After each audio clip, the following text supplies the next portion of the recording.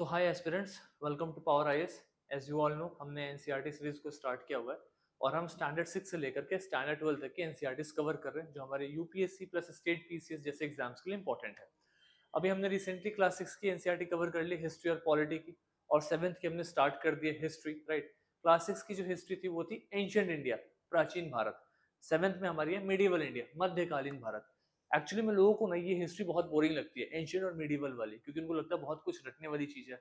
Obviously मैं deny नहीं करूंगा कि रटने वाली चीजें नहीं है, इसमें है बहुत सारी चीजें ऐसी हैं जिनको रटना पड़ेगा हमें।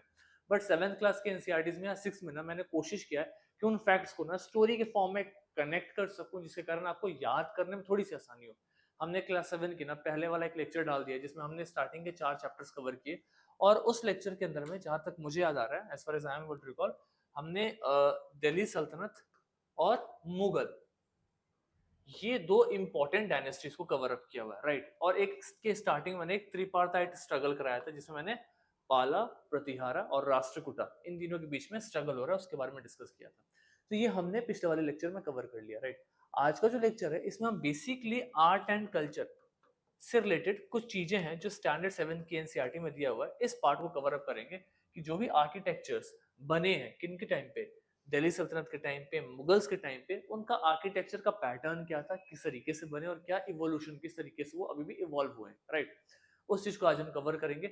बाकी ये जो पीपीटी है ये आपको पावर आईएएस के टेलीग्राम चैनल पे मिल जाएगा, आप इसको रेफरेंस के लिए यूज कर सकते हैं। रट्टा मत मारना, बस एक बार देख लेना कि कौन कौन से इंपॉर्टेंट पॉइंट्स है जिससे आपका थोड़ा सा स्ट्रगल कर इजी हो जाए। राइट, चलो टाइम नहीं वेस्ट करते, लेट्स स्टार्ट द चैप्टर। तो जो हमारा चैप्टर नंबर 5 है, आई think this is chapter 5, yes, chapter 4 तक हमने कवर कर लिया, दिस इज चैप्टर 5, और इसका नाम है रूलर्स एंड बिल्डिंग्स। आपको नाम से ही दिख रहा है कि हम बिल्डिंग बिल्डिंग कवर करने वाले।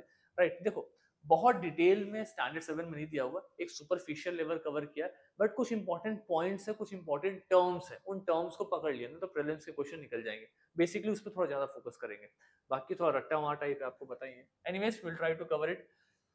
Construction of medieval India, medieval India में जैसा कि हमने देखा हुआ है बहुत सारे फोर्ट्स हैं, पैलेसेस हैं, गार्डन्स हैं, ये सब के सब बने, स्पेशली टॉम्स।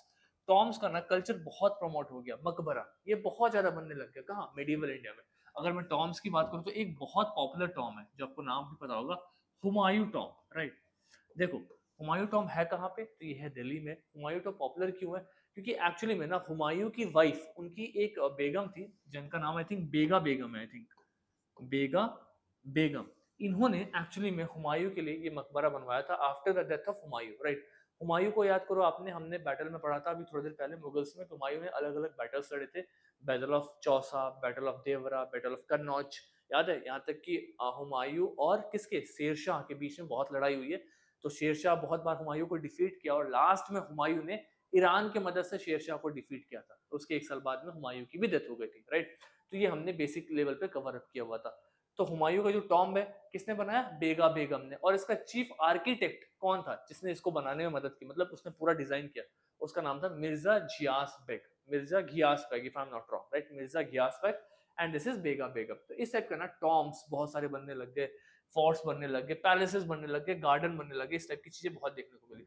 कुतुब मीनार वाला सेक्शन याद करो, मैंने आपको पिछले ही चैप्टर में कवर करा दिया था, बट स्टिल ये चैप्टर 5 में था तो मैंने इसको कवर अप किया हुआ है। क्या है कुतुब मीनार? तो एक 5 स्टोरी बिल्डिंग है। राइट, जिसको बनाया गया था, किसने बनाया था 5 स्टोरी बिल्डिंग को? तो इसका काम स्टार्ट किसने कराया था? कुतुबुद्दीन ऐबक ने। आई थिंक ये मैंने वैसे बता दिया था फिर भी। कुतुब मीनार याद करो, किसने इसका काम स्टार्ट करवाया? कुतुब उद्दीन ऐबक, इन्होंने इसका काम स्टार्ट कराया। नंबर 1 थे Qutubuddin Aibak.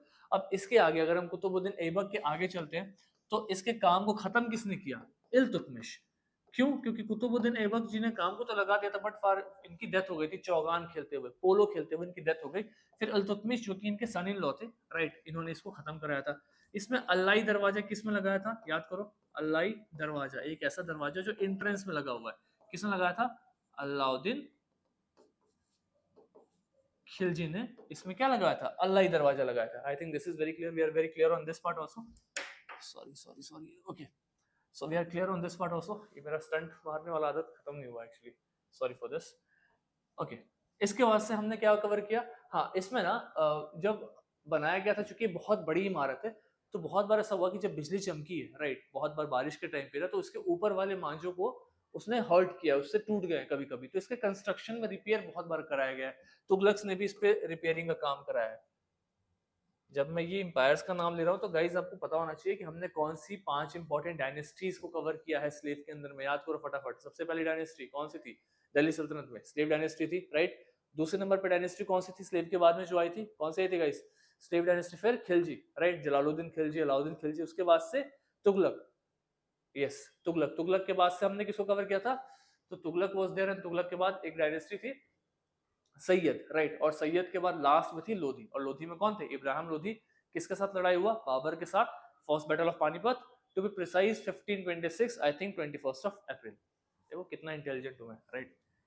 Anyways, so these are the important facts. मैंने ऐसा रट्टा नहीं मारा है, but if you keep on watching this things ना, तो ये फिगर ध्यान में बैठ जाते हैं। एक दो बार तीन बार देखोगे तो आपको भी याद हो जाएगा। इट्स नॉट दैट टीडियस, रट्टा मारने की जरूरत नहीं है, देखते देखते याद होता है। चलो, मैंने यही बताया आपको कि बहुत सालों तक लाइटनिंग है ना, बिजली चमकी थी, राइट। लाइटनिंग, ये वर्ड भूल गया था मैं। हाँ, तो ये लाइटनिंग हुआ, अर्थक्वेक आया, इस टाइप से ना बहुत बार इस पर डैमेज हुआ है। तो अलाउद्दीन खिलजी ने अलाई दरवाजा लगाया, फिर तुगलक में मोहम्मद बिन तुगलक या फिर इब्राहिम लोदी, इन्होंने भी इस पे कुछ कुछ काम करवाया। ये हमने कवर कर लिया। देखो, अगर आप इंजीनियरिंग स्किल्स की बात करें कंस्ट्रक्शन में ना, तो ये बहुत इंपॉर्टेंट है। ट्रैबिएट या फिर कॉरबिल्ड स्टाइल ऑफ आर्किटेक्चर। आपसे पूछा जाए ट्रैबिएट या कॉरबिल्ड क्या है? They were the earliest spot situated in Roman Empire. Rome में कोई पोर्ट थे, या फिर it is a kind of product जो हम एम्पायर से इंपोर्ट करते थे, या फिर आर्किटेक्चर थे, या फिर कोई फॉरेन लैंड रेवेन्यू सिस्टम था। ऐसे चार बहुत अननोन ऑप्शंस बन सकते हैं। तो याद रखना, ट्रेबिएट या कॉरबेल्ट, ये क्या थे? ये आर्किटेक्चर थे, राइट। इस तरीके के आर्किटेक्चर्स बनते थे कब? दिल्ली सल्तनत के टाइम पे, इसलिए इंपॉर्टेंट है। अब होता क्या था, तो देखो, ट्रेबिएट आर्किटेक्चर जो है ना, इसको हम क्या बोलते हैं? Post and lintel construction. इसमें क्या होता है कि हम वर्टिकल पोस्ट या फिर column that suppose the horizontal beams. यानी क्या हो रहा है ना कि आप देखते हो ना मकान में कैसे बीम लगते हैं, तो ऐसे क्रॉस में बहुत सारे ऐसे बीम बनाए जाते हैं और उस पर छत डाली जाती है। That is what is called trabeate or corbelled. मतलब क्रॉस पोजीशन पे हम बीम को बना बना करके उसके ऊपर में आर्किटेक्चर बना रहे हैं। तो आप बहुत बार देख रहे हो कि जो बहुत पुराने आर्किटेक्चर्स है उसमें ऐसे ऐसे बहुत सारे पिलर्स है, और वो पिलर्स एक दूसरे से कनेक्टेड है, उस पर क्रॉस लेवल पे बीम गया और ऊपर रूफिंग हुई हुई है, राइट। तो बस आप ध्यान में रखना है कि ट्रैबिएट या कॉरबिल्ट क्या है, तो this is a kind of architecture. It is clear everyone? अब अगर हम आगे जाए, तो Corbett architecture involve stacking stones या फिर BRICS in such a way that each layer projects slightly over out over the one below it, creating a structure that can support weight without a true beam। मतलब हमने इस तरीके से cross में beams लगाए हुए ना कि बहुत सारे वेट, बहुत ज्यादा वेट डिस्ट्रीब्यूट हो गया पूरा रूफ पे। बीच में अगर आपने सेंटर बीम नहीं भी डाला तब भी वो स्ट्रक्चर क्या है? अलाइंड है, खड़ा है। तो बेसिकली आपसे इसके बारे में पेंटिंग करने के लिए नहीं पूछा जाएगा एग्जाम में, बट ये पूछा जा सकता है कि ये आर्किटेक्चर है कैसा। तो राइट, क्रॉस बीम को लगा करके इसको बनाया जाता है, बेसिक से अंडरस्टैंडिंग के लिए। अच्छा, एक और है, arcuate form of architecture। I am very sorry अगर मैं गलत प्रोनाउंसिएट कर रहा हूँ, तो because my pronunciation is very very poor, right. Anyways, ये होता है क्या? तो देखो, इसमें आपको एक वर्ड दिख रहा है, आर्क। ये आर्क वर्ड दिख रहा है, राइट। आर्क आपको पता है ना कैसा होता है? इस टाइप का जो आर्क होता है, राइट। तो इस टाइप के जो भी आर्किटेक्चर है जिसमें ऐसे आर्क बनाए गए हैं, वो उनको क्या बोलते हैं? Arcuate form of architecture. तो याद करो, जितने भी डोम्स हैं, राइट, या फिर जितने भी मकबरों के ऊपर में आपने से डोम या फिर ऐसा स्ट्रक्चर देखा है ना, वो सब किसके अंदर आते हैं? Arcuate form of architecture. तो ये क्या होता है? तो it refers to the construction technique that predominantly features arches and arch like forms. जो भी आर्क होते हैं ना, आर्केज या आर्क जैसे जो भी स्ट्रक्चर्स होते हैं ना, उस टाइप के स्ट्रक्चर्स इसके अंदर में आते हैं। That is what it is telling, यही बता रहा है। क्यों इंपॉर्टेंट है? It is because efficient distribution of weight and can create larger more space compare to trabeate or corbelled. मतलब एक तो बहुत ज्यादा स्पेस को आप ऐसे सेमी सर्कल फॉर्म में रख सकते हो, और दूसरा क्या इंपॉर्टेंट है कि बहुत ज्यादा अमाउंट ऑफ क्या बोलते हैं वेट को भी ये एडजस्ट कर सकता है, जो कि कॉर्बेल्ट में या फिर जो हमने अभी स्ट्रक्चर्स पढ़े थे उसमें नहीं हो सकते, लेकिन आप आर्केट वाले में रख सकते हो। तो अगर आपसे पूछा जा सके कि सपोज करो आर्कुएट फॉर्म या फिर कॉर्बेल्ट, व्हाट आर दीज? तो these are the form of architecture. ये आर्किटेक्चर के फॉर्म्स है, बेसिक लेवल पे जो आपने बुक में दिया हुआ है। बाकी आप ये पीपीटी की रीडिंग करेंगे तो आपको क्लियर हो जाएगा। देखो, एक ना टेम्पल कंस्ट्रक्शन जो 11th सेंचुरी के आसपास में हुआ, उसके बारे में थोड़ा सा एनसीईआरटी ने दिया हुआ था, मैंने स्लाइड में डाल दिया हुआ। तो क्या है ये? तो आपको जब मैं थोड़ा डिटेल में पढ़ा रहा हूँ ना कि किस तरीके से नॉर्थ इंडियन और साउथ इंडियन टेम्पल्स इमर्ज होते हैं, तो आपको पता होगा नॉर्थ इंडिया में नागरा स्टाइल, साउथ इंडिया में द्रविड़ा स्टाइल, अलग अलग स्टाइल ऑफ टेम्पल आर्किटेक्चर होता है। उसमें गर्भगृह है, राइट, मंडपम है, अलग अलग टाइप के फीचर्स है। अब चूंकि हमने उसको भी बहुत डिटेल में पढ़ा नहीं है, तो थोड़ी सी समझने में दिक्कत हो सकती है, बट जब हम उसको डिटेल में कवर करेंगे तो उसके बारे में एक्सप्लेन करूंगा आपको, राइट। यहाँ पे बस बेसिक लेवल पे ये बताया हुआ है कि इन मंदिरों को कब बनाया गया, तो 999 में किसने बनाया, किंग धंगादेव किसके, चंदेला डायनेस्टी, इस डायनेस्टी के किंग इन्होंने बनाया था। और ये एक यहाँ पे टेंपल के बारे में दिया हुआ है एनसीईआरटी में। आई जस्ट गिवन इट ताकि आप बस एक बार इसको देख लेना, कुछ खास इसका आपको नहीं मिलेगा, बहुत इंटरेस्टिंग सी कोई ऐसे पॉइंट्स नहीं मिलेंगे, बट ये आर्किटेक्चर चूंकि एनसीईआरटी में दिया हुआ तो हो सकता है कहीं क्वेश्चन ना बना दे, इसलिए मैंने यहाँ पे पिक्चर डाला हुआ। बाकी हम इसको डिटेल में कवर करेंगे कब, जब हम टेंपल आर्किटेक्चर कवर करेंगे, क्योंकि जैसे आप देख रहे हो ना शिखरा, शिखर क्या होता है, जो टेंपल के टॉप पे लगता है, that's called the Shikhar, right. अब नागरा में या द्रविड़ा में किस टाइप के टेंपल के टॉप पे शिखर लगता है, गर्भगृह क्या होता है, राइट, मंडपम क्या होता है, राइट। इन चीजों को हम वहां थोड़ा डिटेल में कवर करेंगे, आप बस एक बार इसको फॉर्मल रीडिंग करके स्किप कर जाना अभी, डू नॉट वरी, बट इसको हम डिटेल में कवर करेंगे जब हम स्पेशली आर्किटेक्चर की क्लासेस ले रहे होंगे। 7th क्लास में बहुत सुपरफिशियल लेवल पे दिया हुआ है, so let's not waste a lot of time. अब देखो, टेंपल है, मॉस्क है, टैंक है, ये 3 अलग अलग तरीके की चीजें बनी है। सबसे पहला क्या है, मंदिर, मस्जिद, और तीसरा क्या है, टैंक्स। टैंक्स भी बहुत सारे हमने देखा हुआ है, राइट। अगर मैं टेंपल की बात करूं तो एक टेंपल का नाम क्या है, राजराजेश्वर टेंपल। अब देखो ये टेंपल इंपॉर्टेंट क्यों, इसमें क्या बोल रहा है, बिल्ट बाय किंग राजराजदेवा। राजराजदेवा एक राजा है, उसने इस टेंपल को बनाया हुआ है, और किसके वर्शिप के लिए, तो राजराजेश्वरम, मतलब भगवान के नाम पे ही राजा ने अपना नाम रखा हुआ, राइट। मतलब on the name of God the rulers used to keep their name, ताकि वो अपने आप को ऑस्पिशियस, पवित्र, महान दिखा सके, इसलिए वो भगवान के नाम पे अपने आप को रख रहे हैं। कहीं ना कहीं आपको दिख रहा है शैडो ऑफ गॉड, इस टाइप का कॉन्सेप्ट दिख रहा है, शैडो ऑफ गॉड मतलब भगवान की परछाई। ये जो कॉन्सेप्ट है ना शैडो ऑफ गॉड, ये मुस्लिम रूलर्स में बेसिकली देखा गया है, और सेम कहीं ना कहीं हमें हिंदू रूलर्स में उनके आर्किटेक्चर के थ्रू दिख रहा है कि ये भी जो रूलर्स है वो कहीं ना कहीं ये दिखाना चाह रहे हैं कि दे आर वेरी ऑस्पिशियस, क्योंकि वो भगवान के नाम को रख सकते हैं अपने ऊपर, राइट। तो यहाँ पे क्या लिखा हुआ है, similarity in the name signify auspiciousness and the king aspiration to divine status. मतलब राजा चाहता है कि उसको डिवाइन स्टेटस मिल जाए, उसको एक ऐसा स्टेटस मिल जाए कि लोग उससे ये ना पूछे कि राजा कैसे बना है, लोग को ऐसा लगे कि इसको तो भगवान ने भेजा है, भगवान का अवतार ही है, राइट। इस टाइप का डिवाइन स्टेटस इनको मिल जाए, that is what is given here. I hope you are done on this part, right. फिर आर्किटेक्चर का क्या क्या फंक्शन है, तो जैसे यहाँ पे लिखा हुआ largest temples were constructed by Kings, बहुत बड़े बड़े टेम्पल्स बनाए जाते थे, बहुत छोटे छोटे देवी देवताओं को भी उसमें रिप्रेजेंट किया गया हुआ है, राइट। जो कि किंग्स वर्ल्ड, जो राजा है उसकी दुनिया का एक पार्ट ऐसा बना करके उनको दिखाया हुआ है। मतलब बेसिकली राजा अपने आप को महान बनाने की कोशिश कर रहा है मंदिरों के थ्रू, मंदिर के नाम को अपने नाम पे रख करके अपने आप को कहीं ना कहीं भगवान से लिंक रहा है, डिवाइन स्टेटस दिखा रहा है। तो ऐसे पॉइंट्स को आप अपने आंसर्स में लिख सकते हो। अगर आपसे पूछा जाए कि explain the socio religious background of temples during Delhi सल्तनत, तो वहां पर आप डाल सकते हो that the Delhi Sultanate temples were made or constructed in a way that the king could show that he is as auspicious as the god. He could connect his divine status with the god, right? तो ऐसे points आप वहां पे डाल सकते हो, plus इन examples डाल सकते हो टेम्पल्स का, राजराजेश्वर टेम्पल, ये टेम्पल्स वहां पे एज एग्जांपल आ जाएंगे आपके साथ में। अगर हम दूसरी तरफ में मॉस्क की बात करें तो मॉस्क में भी देखो क्या है, सुल्तान डिवाइन कनेक्शन। जिस तरीके से राजा वो अपने आप को डिवाइन कनेक्शन दिखाने की कोशिश कर रहा है, उस तरीके से मुस्लिम्स में भी सुल्तान भी अपना क्या डिवाइन कनेक्शन दिखाने की कोशिश कर रहा है। जैसे मैंने आपको बताया क्या, शैडो ऑफ द गॉड, भगवान की परछाई, मतलब क्या दिखाने की कोशिश हो रही है कि मैं भगवान की परछाइयों में अगर राज्य कर रहा हूँ तो इट इज बिकॉज मेरे ऊपर भगवान ने अपनी, सॉरी, अल्लाह ने अपनी परछाई दी हुई है। तो आप मेरे से क्वेश्चन नहीं पूछ सकते कि मैं राजा क्यों बना, because I have the divine status. Are you getting this? इस टाइप का वो दिखाने की कोशिश कर रहे हैं।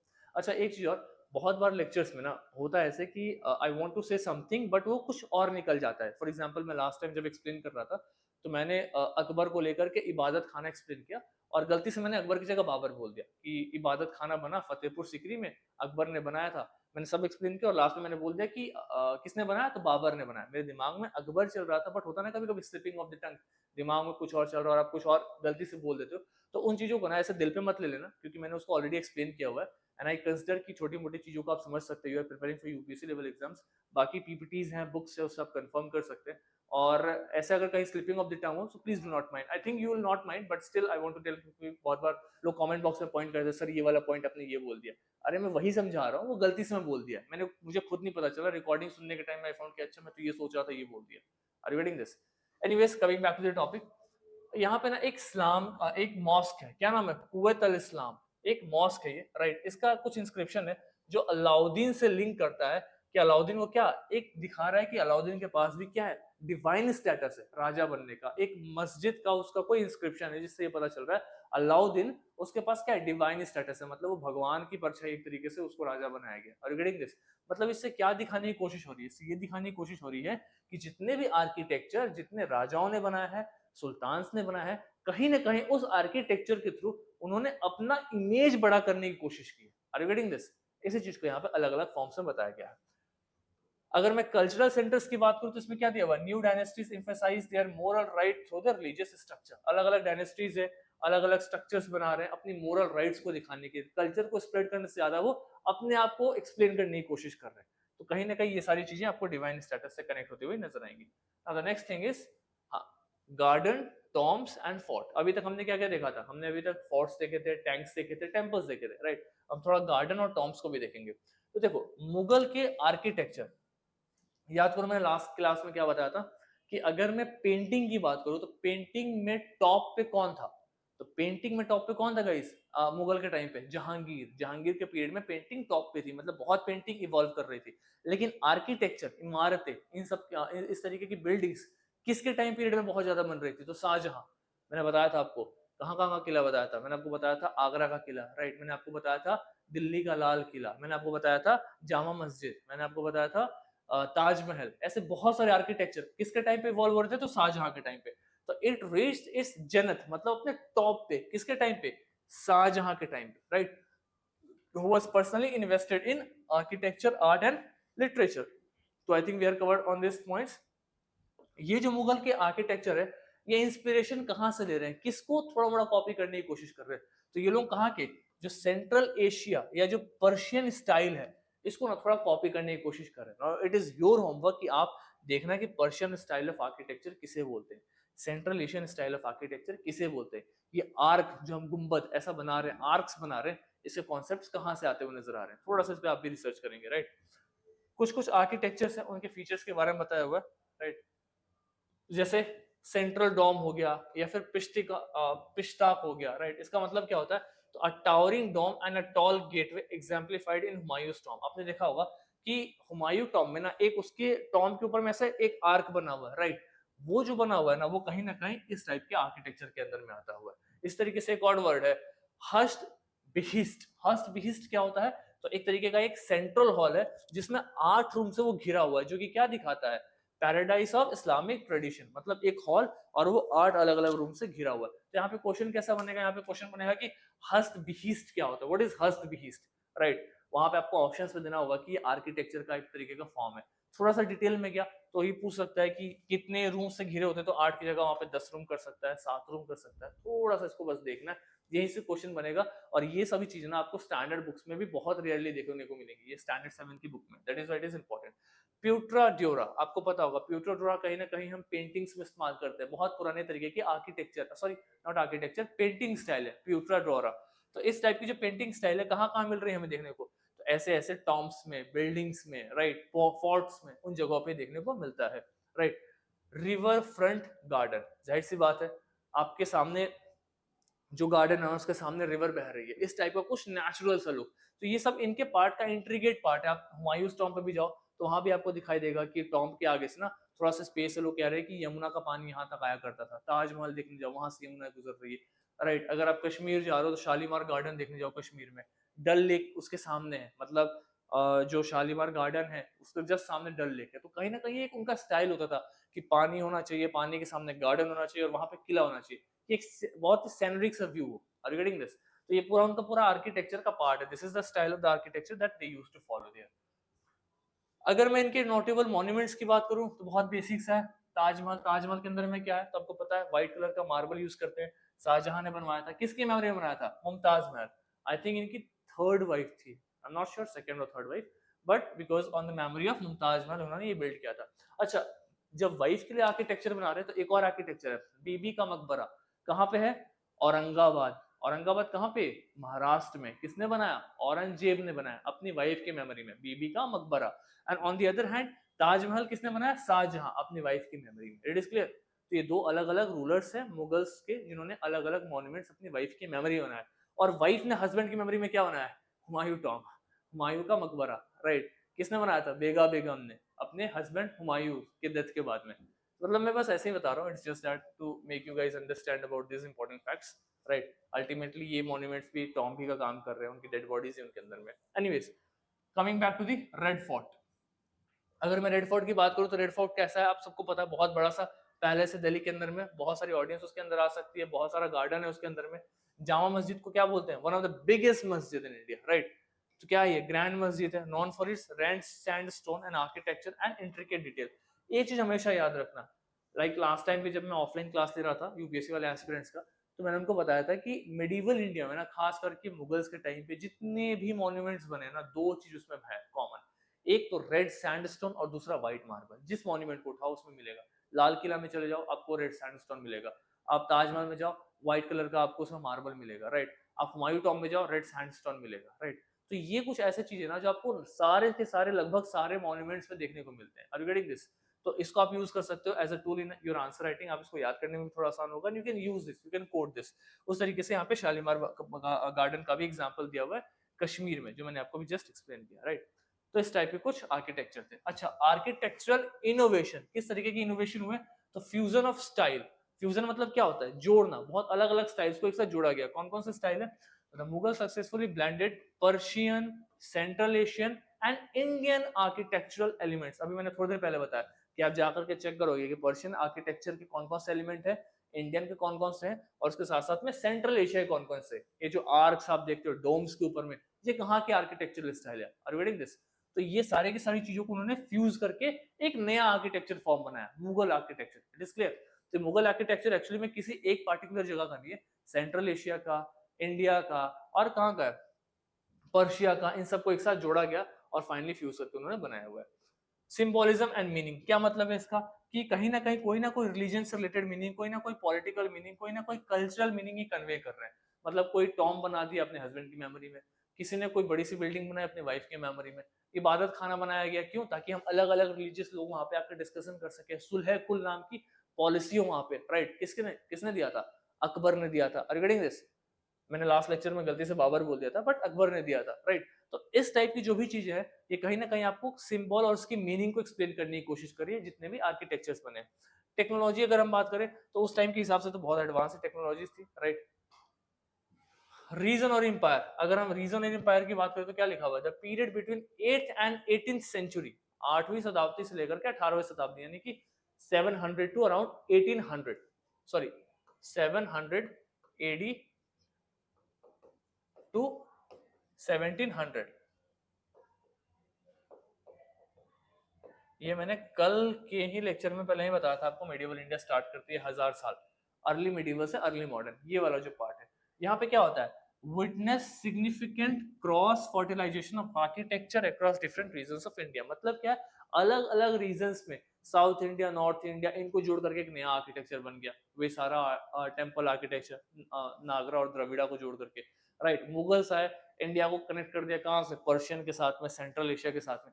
मतलब इस टाइम पे इतने सारे बाहर से लोग आ रहे हैं, इंडिया पे रूल कर रहे हैं, इतना कल्चर फ्लरिश कर रहा है कि वहाँ पे अमेलगमेशन हो रहा है, अलग अलग कल्चर बनकर के एक नया कल्चर बन रहा है, अलग अलग लैंग्वेजेस बन रहे हैं, लाइक उर्दू, राइट। ये ऐसे नए नए लैंग्वेजेस बन रहे हैं, अलग अलग लैंग्वेजेस के मिक्स होने पे, आर यू गेटिंग दिस? तो इस टाइप से हमने आर्किटेक्चर, लैंग्वेज, बहुत कुछ को ग्रो होते हुए, मिक्स होते हुए देखा during this time period, right.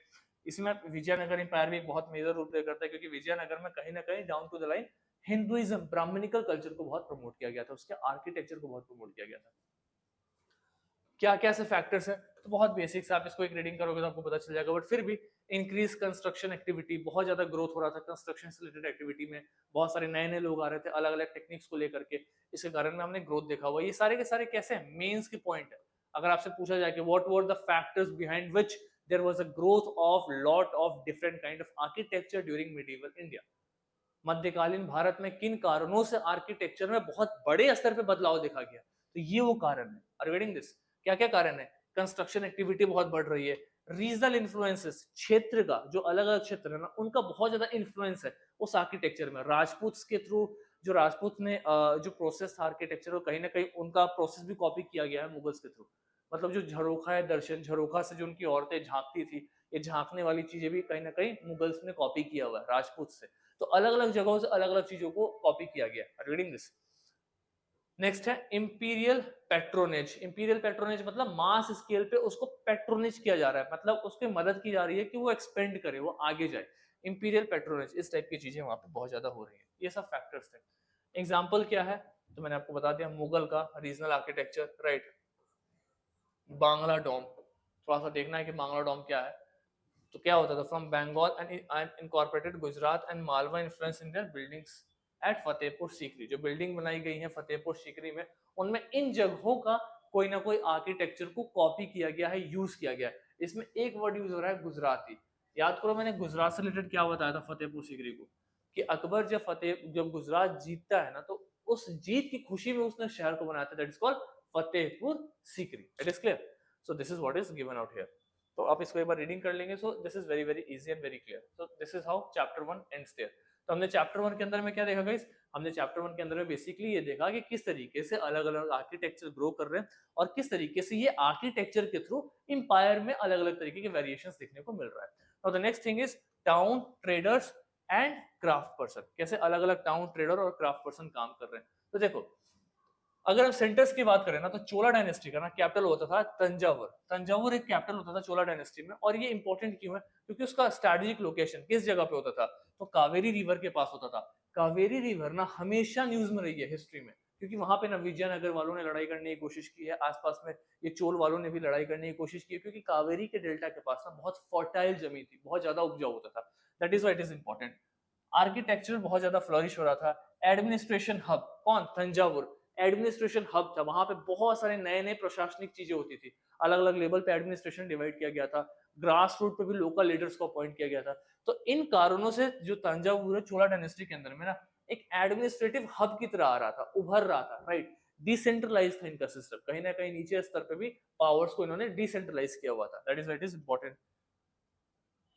बाकी अगर मैं टेम्पल टाउन और पिलग्रिमेज सेंटर्स की बात करूं, राइट, तो इसमें क्या लिखा हुआ है, temple town played a pivotal role in India urbanisation process.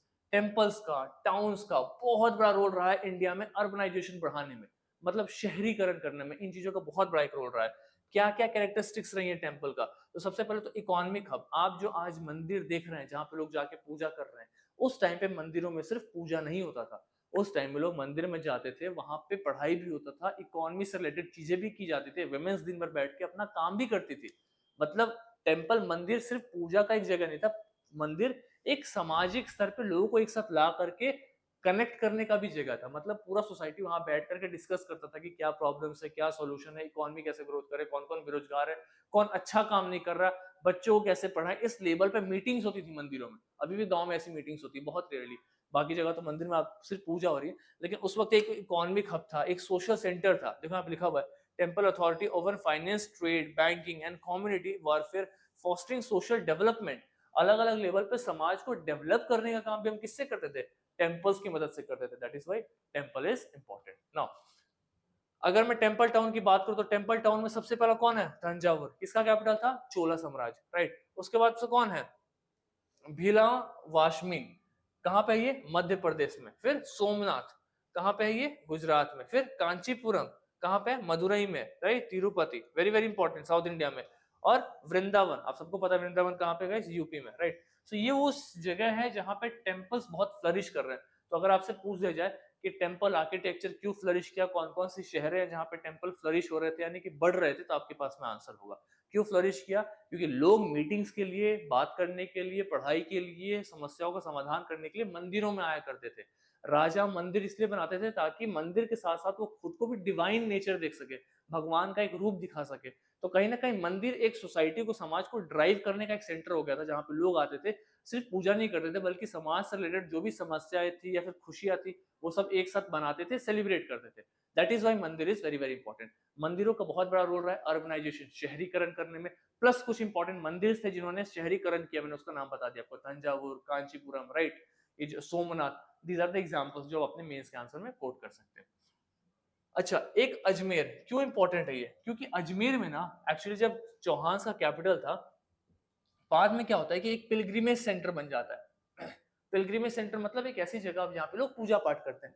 Pilgrimage centre क्यों बनता है, क्योंकि यहाँ पे एक सूफी सेंट आता है, ख्वाजा मोइनुद्दीन चिश्ती, राइट। ये यहाँ पे आते हैं और इसके बाद से ना इनके डिवोटीज, इनको मानने वाले, पूजने वाले लोग भी वहां ना स्टार्ट कर देते हैं। तब से ये एक दरगाह बन जाता है, अजमेर का दरगाह। आज भी लोग जाते हैं वहां पे, बहुत पूजा करते हैं, मतलब उनकी मान्यता है, धर्म से रिलेटेड फील करते हैं और उस जगह पे वो जाते हैं आज के टाइम पे भी। तो इसकी शुरुआत कहाँ से हुई है? तो ये चौहान के टाइम से हुई। चौहान का पहले कभी कैपिटल होता था, लेकिन ये सेंट ख्वाजा मोइनुद्दीन चिश्ती जी के आने के बाद में ना उस जगह पे कहीं ना कहीं रिलीजियस सेंटर ग्रो कर गया। जिस तरीके से हमने देखा कांचीपुरम में ग्रो करा हुआ है, सोमनाथ में ग्रो करा है, उस तरीके से अजमेर में भी ग्रो कर गया, राइट।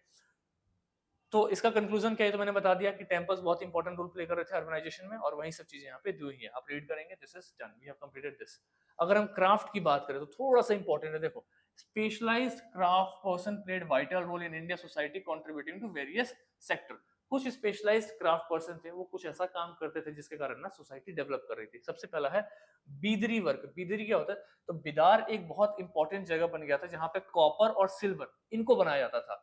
पंचालास, पंचालास क्या है? तो एक ऐसी कम्युनिटी है जहां पे गोल्ड स्मिथ, ब्रॉन्ज स्मिथ और अलग अलग आर्टिशन एक साथ रहते थे टेम्पल के आसपास में, और टेम्पल के कंस्ट्रक्शन या टेम्पल को बनाने से रिलेटेड प्रोजेक्ट्स को करते थे। कौन?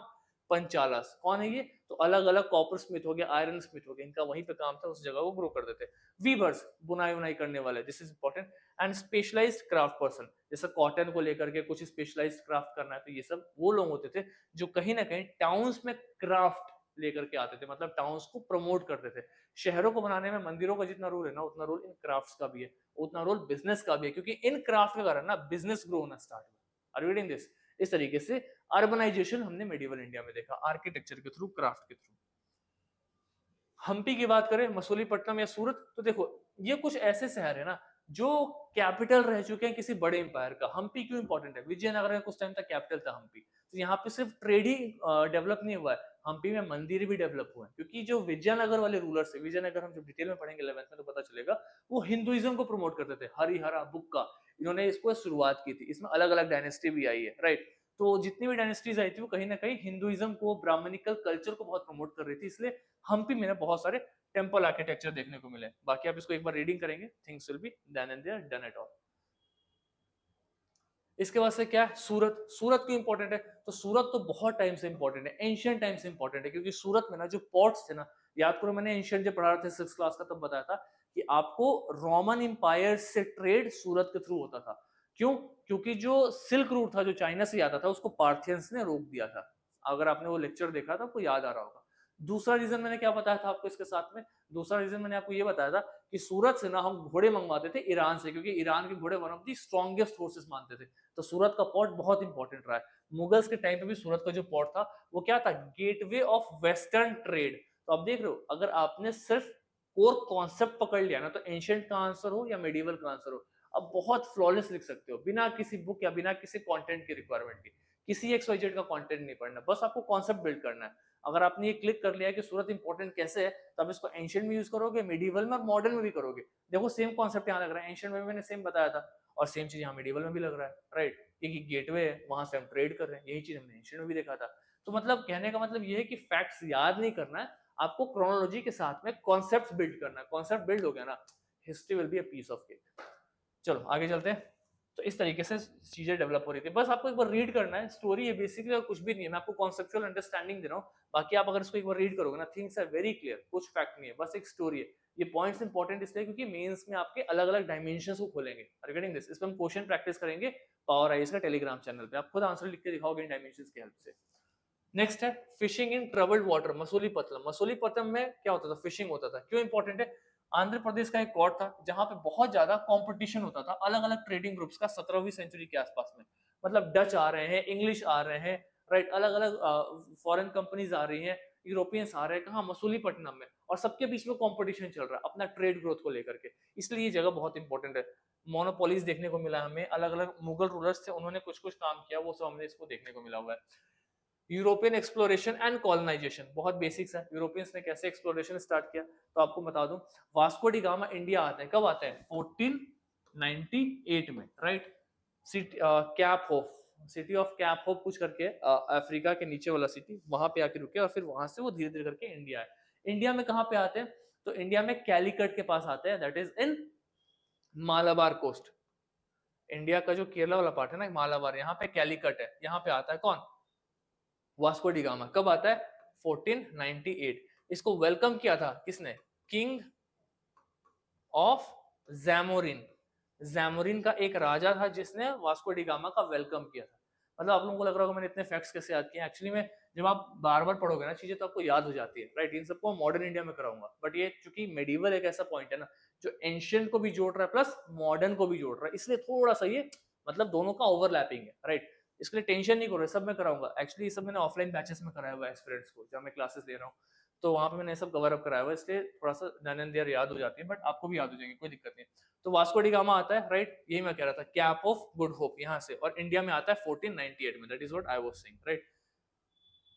चलो इसके बाद अगर हम आगे चले तो इसके साथ हमारा ये चैप्टर भी खत्म होता है, and the last chapter of today's lecture is tribes, nomad and settled communities. अलग अलग ट्राइब, अलग अलग नोमैड्स, अलग अलग सेटल्ड कम्युनिटीज, इसको थोड़ा सा डिटेल में देखेंगे और फिर ये चैप्टर हमारा खत्म हो जाएगा।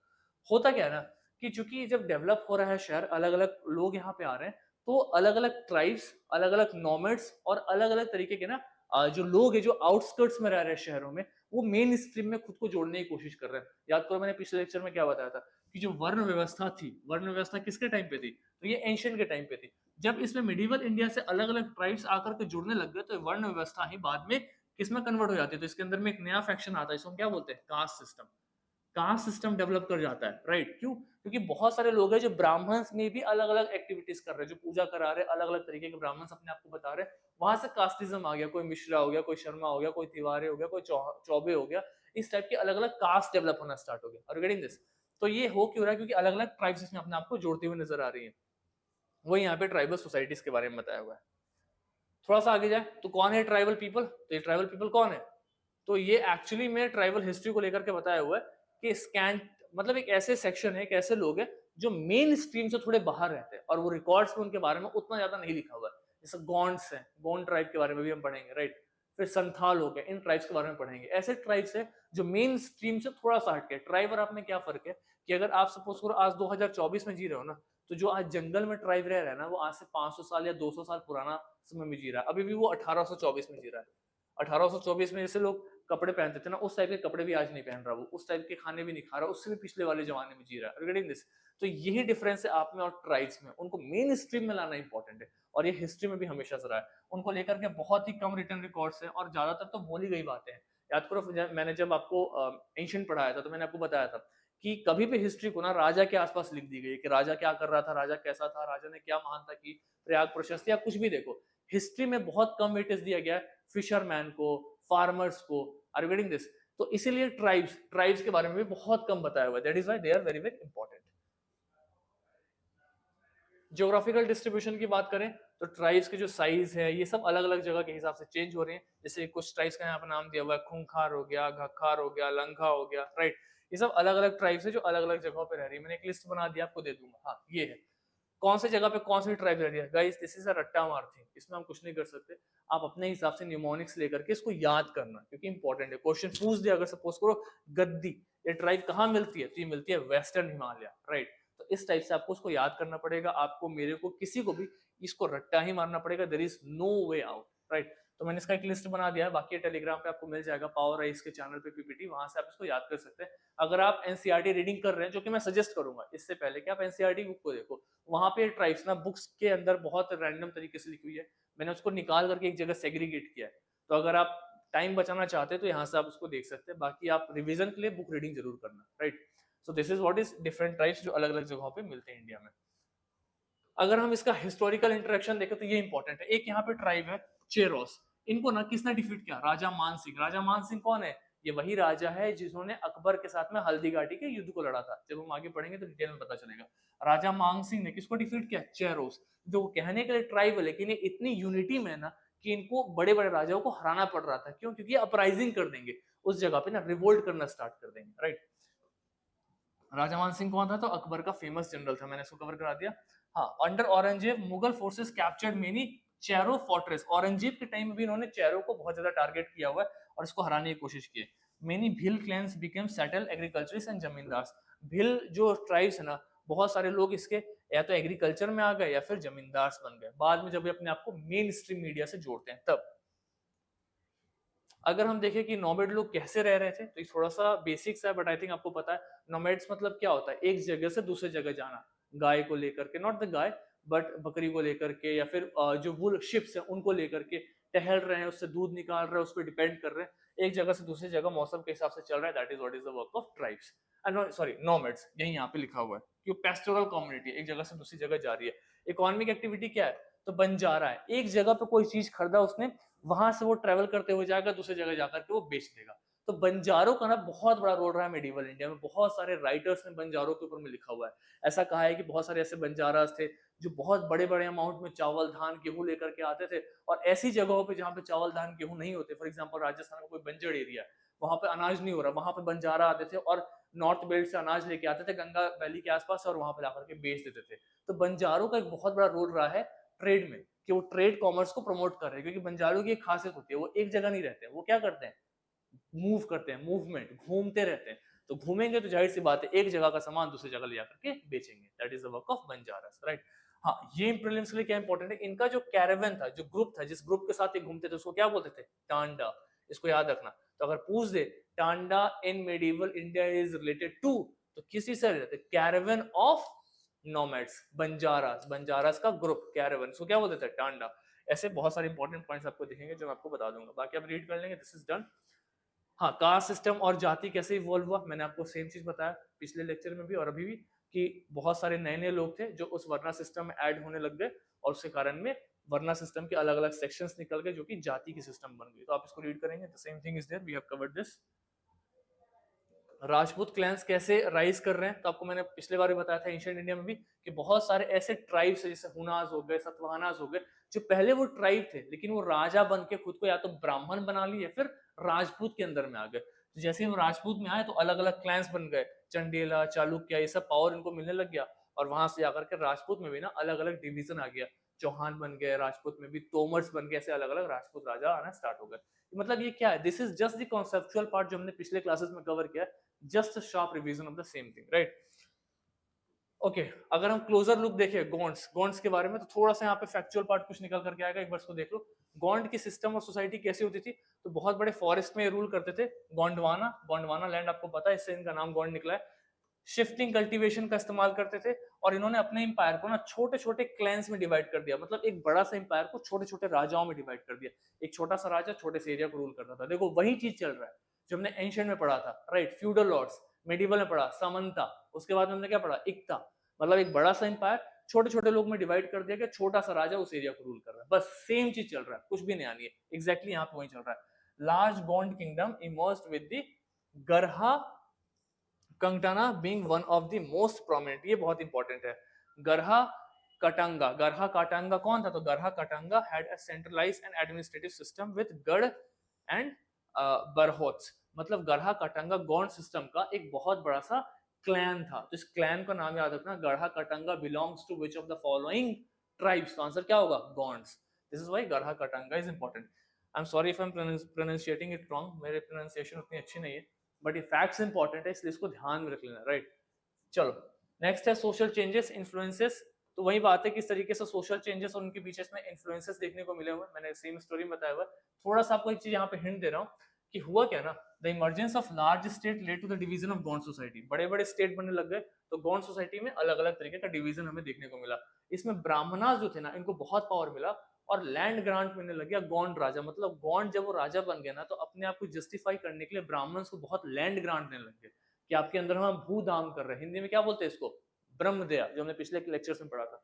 इसके कारण क्या हुआ कि गौंड चीफ को ना टाइटल्स और रिकॉग्निशन मिल गया कि क्या है ये, राजपूत है, मतलब वो राजा बने तो अपने अंदर ब्राह्मण्स को बुला और कहे कि आप गरीब ब्राह्मण्स, हम राजा हैं, तो हम आपको बहुत बड़ी जमीन दे रहे हैं, और आप इस जमीन से ना कर इकट्ठा करिए और आप आराम से रहिए, इसके बदले में हमें राजपूत का दर्जा चाहिए। उन्होंने राजपूत का दर्जा दे दिया, लो तुम राजपूत आज से।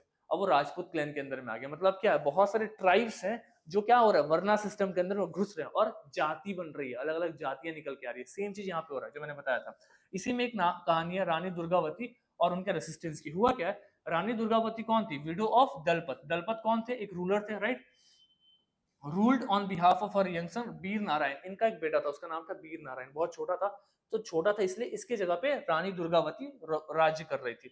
She expanded the king and resisted Mughal attacks led by Asaf Khan, अपने राज्य को बढ़ाने लग गई और मुगल्स अटैक कर रहे थे ना तो उससे अपने आप को बहुत बचाने की भी कोशिश करती है और लास्ट लास्ट में उन्होंने खुद की मृत्यु स्वीकार कर ली, लेकिन गुलामी नहीं स्वीकार करी। रानी दुर्गावती किस ट्राइब से बिलोंग करती हैं? तो गौंड से। This is why this is important. एक छोटी सी स्टोरी थी, बुक में दिया था, I thought I should cover it.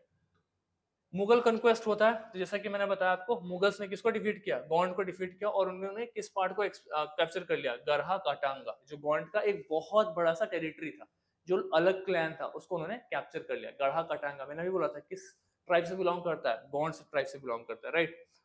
They granted remaining territory to Chandrashah, right.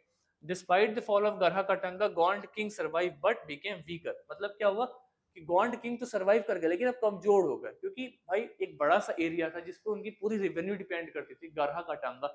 इसको जब मुगल्स ने ले लिया तो जाहिर सी बात है अगर आपने किसी का बेस हिला दिया तो पूरी मकान कमजोर हो गया, वो गिर जाएगा। मतलब उनका मेन रेवेन्यू सोर्स तो आपने ले लिया, that is why they started collapsing.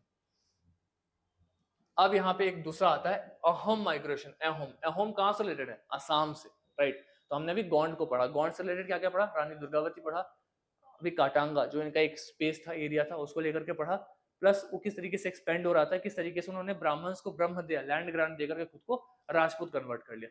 अब एक लास्ट है दैट इज अहोम। अहोम पढ़ेंगे, हमारा ये टॉपिक खत्म हो जाएगा।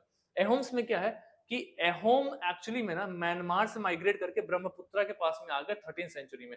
और ब्रह्मपुत्रा के पास कौन सी जगह है? तो असम, असम के पास में अहोम आकर के रहने लग गए। उन्होंने वहां पे ना एक नया स्टेट बनाया जिसका नाम क्या था? भुनियांस। भुनियांस, भुनियांस नाम का एक नया स्टेट बना दिया उस एरिया को कन्क्वायर करके, राइट। और वहां पे वो बहुत पावरफुल हो गए, बहुत ज्यादा ताकतवर हो गए। तो एहोम्स को हराने के लिए भी मुगल्स ने बहुत कोशिश किया है। तो देखो जब भी कोई सेंटर में बैठता है ना, वो चाहता है कि मैं अपने आप को फैलाऊं। जब फैलाओगे तो दूर दरार के एरिया कोना में कौन राज कर रहा है? ऑब्वियस सी बात है, कोई छोटा सा ट्राइब वो राज कर रहा है। तो जब सेंटर में मुगल्स है तो मुगल्स और इन ट्राइब्स के बीच में लड़ाई होती है। जब मॉडर्न इंडिया में आओगे उसी सेंटर में मुगल्स की जगह ब्रिटिश ईस्ट इंडिया कंपनी आएगी तो ब्रिटिश ईस्ट इंडिया कंपनी और इन ट्राइब्स के बीच में लड़ाई होगी। मतलब स्टोरी रिपीट हो रही है, कैरेक्टर्स बस बदल रहे हैं। Are you getting this? This is called the conceptual part. अगर आपने कॉन्टेक्स्ट पकड़ लिया ना तो ईस्ट इंडिया कंपनी में भी सेम चीज अप्लाई कर लोगे। ईस्ट इंडिया कंपनी है, ओम्स के साथ लड़ रही है, भील्स के साथ लड़ रही है, संथाल्स के साथ लड़ रही है, मुंडास के साथ लड़ रही है। Are you getting this? और सेम चीज मुगल्स के साथ में भी हो रहा है। क्योंकि ये ट्राइब्स हजारों साल पुराने हैं तो इनकी स्टोरी बहुत साल से सेम टू सेम चलते आ रही है। So that is what is covered here. आप बस एक बार रीडिंग करेंगे and this is done. Ahom का एडमिनिस्ट्रेशन क्या था? बस एक लास्ट है, फैक्चुअल पार्ट है, इसके बाद से the class is done. Administration में क्या है? तो अहोम जो है ना वो एक्चुअली में फोर्स लेबर पे डिपेंड करते थे। उनका नाम क्या था? पाइक्स। मतलब आपको पाइक्स यानी कि फोर्स लेबर प्रोवाइड करना पड़ेगा। हमने गुप्ता में क्या पढ़ा था? फोर्स लेबर विस्ट, विस्टी सिस्टम था ना, कि आपको पैसा नहीं देना, आपको जबरदस्ती राज्य के पास आके राजा के राज्य महल में 2 घंटे काम करके जाना है। फोर्स लेबर, उसका नाम क्या था? पाइक्स। किसमें? अहोम में। ये सेंसस एलोकेट करते थे, राइट। सेंसस करते थे और एलोकेट करते थे पाइक्स अलग अलग विलेजेस में। अलग अलग विलेजेस में पाइक्स लेकर के आते थे और बताते थे कि आप में आपको फ्री में आके कुछ टाइम काम करना पड़ेगा, फोर्स लेबर, ताकि उस एरिया को हम डेवलप कर सके, right. The administration become centralised, जाहिर सी बात है केंद्र शासित था इनका पूरा का पूरा 17th सेंचुरी में। जितने भी एडल्ट मेल्स थे ना वो आर्मी में काम करते थे और पार्टिसिपेट करते थे पब्लिक वर्क में। पब्लिक वर्क में क्यों पार्टिसिपेट कर रहे हैं? क्योंकि पाइक्स का काम ही क्या है कि आप फोर्स लेबर कर रहे हैं, कहीं ना कहीं इंफ्रास्ट्रक्चर बिल्ड कर रहे हैं, पब्लिक काम कर रहे हैं, राइट। कहीं शौचालय बना रहे हैं, कहीं खेलने का मैदान बना रहे हैं, कहीं लड़ाई के लिए आप वेपन्स तैयार कर रहे हैं। तो आप फोर्स लेबर के थ्रू समाज के उत्तम के लिए कार्य कर रहे हैं, राज्य के प्रोग्रेस के लिए कार्य कर रहे हैं, right. That is what is called Pikes. Adult mail भी सेम काम कर रहे हैं। अच्छा, अगर मैं बोलूं एहोम्स क्या प्रोड्यूस कर रहे हैं, तो इन्होंने नए तरीके का राइस मेथड को इंट्रोड्यूस किया है। कहाँ पे? आसाम के पास, ब्रह्मपुत्रा वैली, राइट। बहुत ही फर्टाइल एरिया, ब्रह्मपुत्रा निकल रही है वहां से। Ahom society was divided into clans और खेल्स। ये इंपॉर्टेंट है, अगर पूछ दिया जाए खेल्स क्या है तो खेल्स अहम सोसाइटी के अलग अलग पार्ट्स है। मतलब पूरी समाज को ना अलग अलग क्लैंस में, अलग ग्रुप्स में डिवाइड कर दिया गया था। इसका नाम क्या था? खेल। अलग अलग खेल्स में पूरी समाज को डिवाइड किया गया था।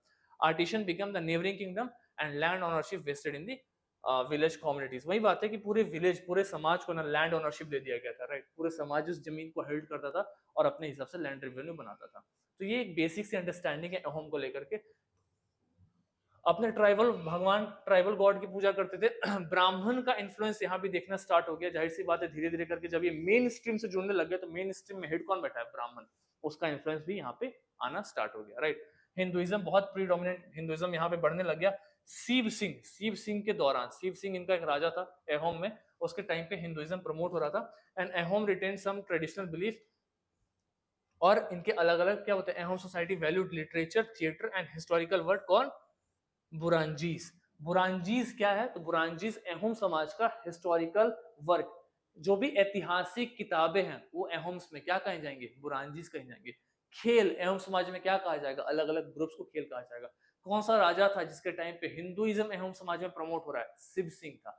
तो कहीं ना कहीं इस स्टोरी के माध्यम से मैंने ये देखा है कि अहोम किस तरीके से मेन स्ट्रीम से जुड़ रहा है, और जब मुगल्स हैं और अहोम का पावर बढ़ रहा है तो दोनों के बीच में कंफ्लिक्ट कैसे बढ़ रहा है। तो हमने देखा पिछले में गोंड्स में भी किस तरीके से वो ब्राह्मण्स को बुलाते हैं और खुद को मेन स्ट्रीम में जोड़ लेते हैं, राजपूत बन जाते हैं। एहोम भी कहीं ना कहीं वही कर रहे हैं, ब्राह्मण्स को बुला रहे हैं और यहाँ पे आपने देखा कि क्लैंस के थ्रू, मंदिर के थ्रू, रिलीजियस वर्क के थ्रू, हिस्टोरिकल वर्क के थ्रू अपने आप को मेन स्ट्रीम में जोड़ रहे हैं। और एहोम्स कहाँ रहते हैं? तो ये रहते हैं हमारे असम के पास में। तो ये दो इंपॉर्टेंट ट्राइब्स थे जिसमें कवर किया था हमने। बाकी ये जितने भी ट्राइब्स है ना जो हम एग्जाम के लिए इंपॉर्टेंट है उसको मॉडर्न इंडिया में कवर करेंगे, राइट। आज के चैप्टर में हमने बुक में जो 3 इंपॉर्टेंट चैप्टर थे, राइट, 5, 6, 7 उसको कवर किया। अब जो एक इंपॉर्टेंट सा चैप्टर बचा है वो है भक्ति एंड सूफी मोमेंट। तो लाइक भक्ति और सूफी का ना मैं एक स्पेशल सा लेक्चर लेकर के आ जाऊंगा। इसके बाद से मेडिवल में आपको कुछ नहीं बचा। तो मैं आज ये कंसिडर कर रहा हूँ कि हमने मेडिवल इंडिया 7th क्लास से खत्म कर ली हिस्ट्री, अब हम पॉलिटिक्स स्टार्ट करेंगे।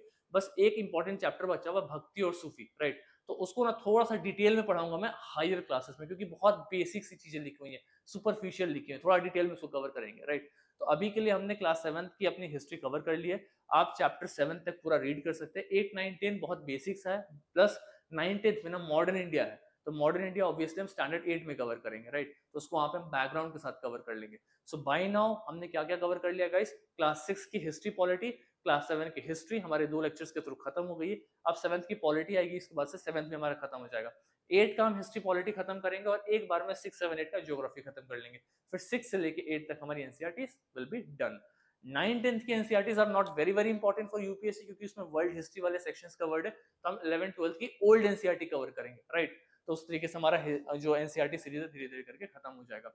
व्हाट आई वांट, ये सारे के सारे लेक्चर्स हिंदी इंग्लिश में। इसके बाद एक बार बुक पढ़ लेना। अगर बुक पढ़ने का टाइम नहीं मिल रहा है, बहुत अर्जेंट में हो, मतलब अंबानी के साथ मीटिंग है, ऐसा कोई सीन है, तो पीपीटी पढ़ना, अदरवाइज बुक जरूर पढ़ना, राइट। और ग्रुप में क्वेश्चन दूंगा, क्वेश्चन के आंसर्स लिखो। क्वेश्चन के आंसर्स लिखने से ही आंसर्स इंप्रूव होंगे। अभी 300 बच्चों में से 20 बच्चे आंसर लिख रहे हैं, मुझे फर्क नहीं पड़ रहा 280 बच्चे क्यों नहीं लिख रहे हैं, बट मुझे इस बात से फर्क पड़ रहा है कि जो 20 बच्चे आंसर्स लिख रहे हैं वो क्वालिटी आंसर्स लिख रहे हैं, दैट मैटर्स। उन 20 में से 4 भी रिजल्ट आएगा ना, that will be very very very big achievement for me.